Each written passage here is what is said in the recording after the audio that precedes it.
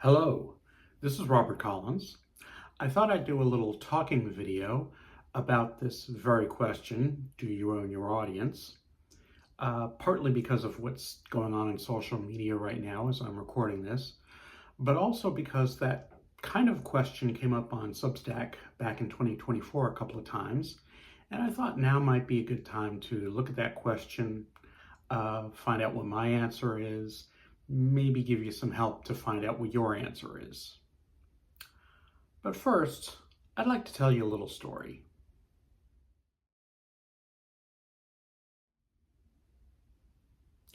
So back in the day, Facebook created something called Pages. These were things that anyone with an account could set up. I set up an author page. I also set up pages for a couple of my books.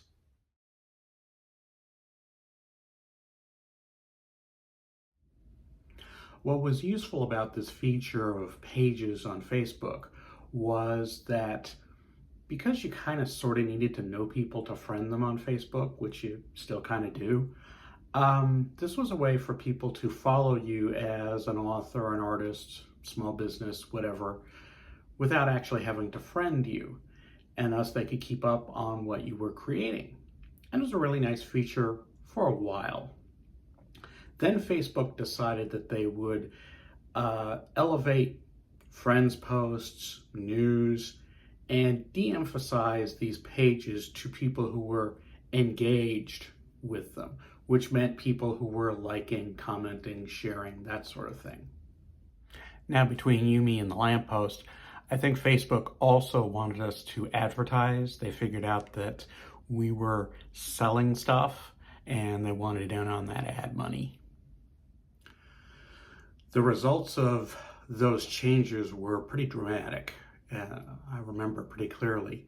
My posts would go from having everyone who was following my page seeing them to 2/3 to half to 1/3 to 1/4 to 10%.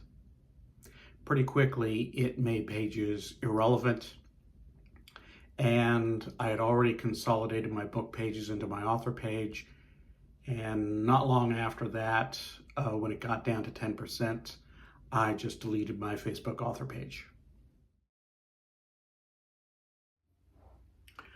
So, do you own your audience on social media? I tend to agree with people that say no. I don't even think you're renting your audience on social media. I think you're just borrowing them, and social media can take them back whenever they want to, regardless of how you feel, but also regardless of how your audience feels. There are, I think, two things you can do to own your audience. One, have a website. Two, have a newsletter. These two are the most reliable ways to own your audience. Your website will serve as a landing page, the one area on the internet where you can be found.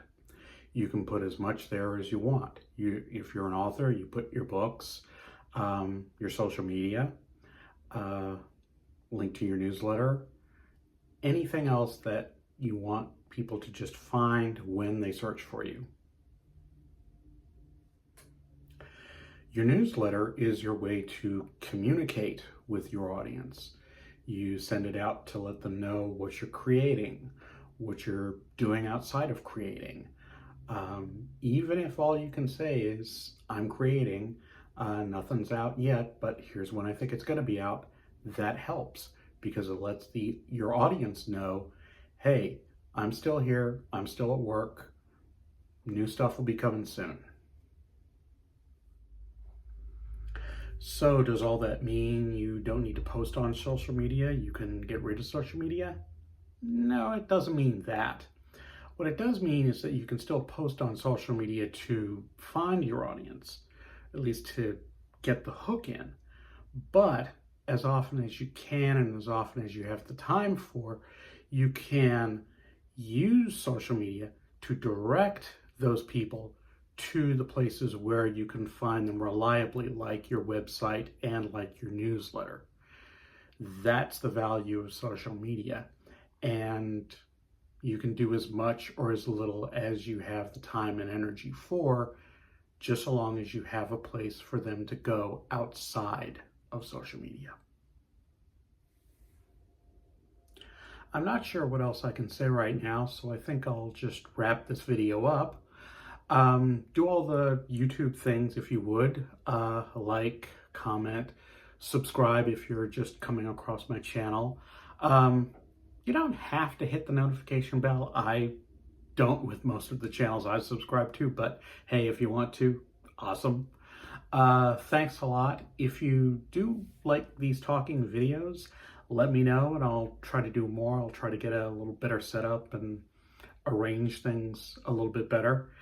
But otherwise, thanks for watching and take care. Bye.